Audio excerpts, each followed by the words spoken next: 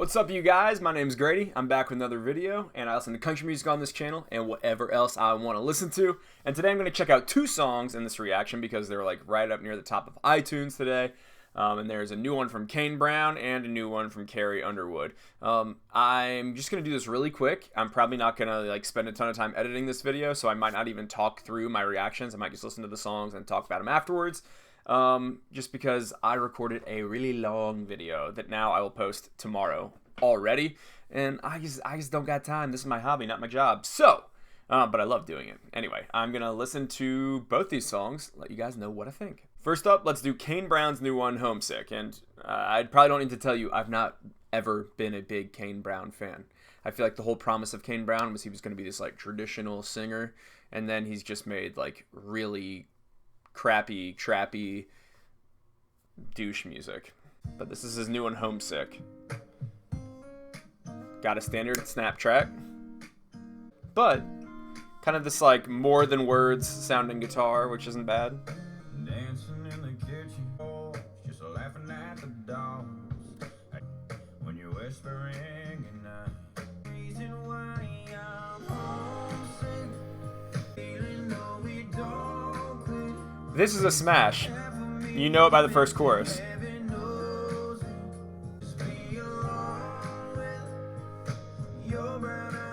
Baby, that's the damn truth. Home is where the heart is. I'm homesick for you. If home is where the heart is, I'm homesick for you. Well, it says Kane Brown on a sound that sold out some little town I've never been before. That all I wanna do is be Alone with. I like that. Alone with and Homesick. The song's good, and is that pedal steel I hear?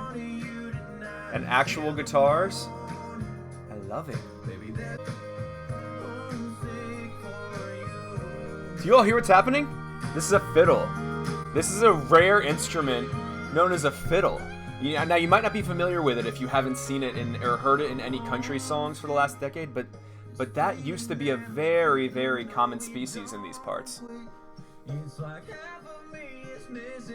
Woo, he sounds good.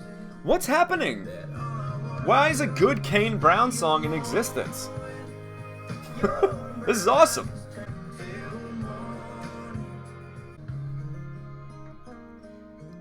Damn. So that rules. That was like that's all that I want in like some of these bro singers. I would love just to hear a compromise between, I get that we need to have some modern elements, and it seems percussion and a beat, whether it's driven by snaps or claps or a drum machine, seems to be like the magic ingredient for a radio single, and so I get that that's going to exist. But do you see how that was paired alongside the traditions of country music with acoustic instrumentation and a beautiful lyric and fun wordplay, like if home is where the heart is, I'm homesick for you. And he's thinking about himself out on the road, wanting to be home with this girl. So we got wordplay, we got instrumentation, and we got a pretty beautiful song and a great vocal from Kane Brown. Absolutely my favorite song I've ever heard by Kane Brown. Certainly better than Lose It, certainly better than Weekend, certainly better than like Thunder in the Rain and all the other stuff he's put out. This is what he was kind of selling himself as when he was on Facebook. So I really hope they give this an actual push as a single. And the fact that it's #1 on iTunes overall, A, is a testament to his appeal, and B, I hope it tells the label something, that maybe people actually like some of these country sounds. So, and they just released his album cover today for his new album, Experiment. It's a really good cover. It reminds me a lot of someone on Twitter compared it to Drake's album cover. That's true, but it's just a good, striking picture, and this might be his real star turn. Heaven has been a huge single. And then Lose It, who cares? Lose It is let's lose it, because it's a forgettable single. And then if they release Homesick, boom, that's going to be a smash. So I don't have anything bad to say, really. I mean, the lyrics are pretty simplistic. It's like, your brown eyes, and that's kind of the only really detail I remember. I guess Kane Brown up on a sign, but otherwise it's pretty broad. And that's not the strong suit here, and he's probably benefiting from my own low expectations.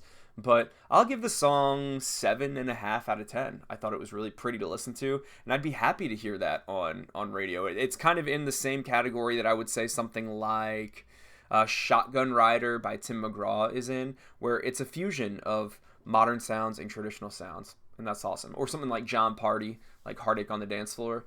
I think there's a few artists that do that well, and that's the first time I've heard Kane Brown do that well. So I'm pumped. I'm really pumped. I like it. What do you guys think of that song? Next up, I'm going to be covering Carrie Underwood's new song that she just put out called End Up With You. Don't know what to expect. A lot of people have asked me to cover this. I don't really care about making any plans.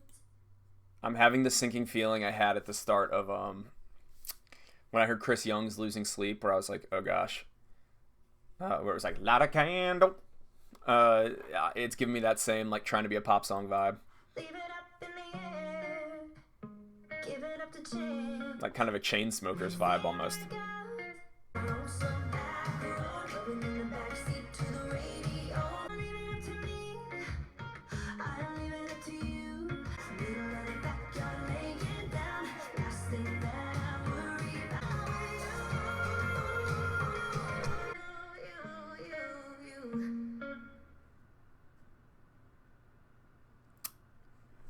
Well, dang, that was different, to say the least. That was End Up With You by Carrie Underwood. That's like just a straight-up pop song. I feel like there's no other way they could sell that. And I don't know if I like it. And it's not just like Carrie needs to only make one kind of music, but it's just like, let me gather my thoughts. I'm very, like, confused.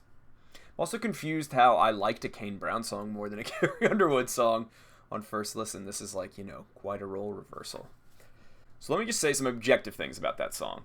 This is a song about Carrie Underwood wanting to be with her man and saying that she doesn't care if they go out and get home and the door's locked and they can lay down in the middle of the backyard. She just wants to end up with him. So she's demonstrating, I think, like more libido and sass and like than she usually does. And so we are getting to see, I am happy to feel a little more of like Carrie's personality. This is what we've been promised on Cry Pretty, and so on that front, I actually like it. I'm like, okay, this is a little bit revealing of this attraction. This song is like a sort of lusty song, at least, especially for Carrie's catalog, and the production of it is meant to maybe reflect that, and it sounds a lot poppier. Now, I also feel like it seems a bit shallower. There's not this kind of like strong anchoring melody. It's less about storytelling, and so it's more just about capturing a moment and not telling a story. So I think it actually does that fairly successfully,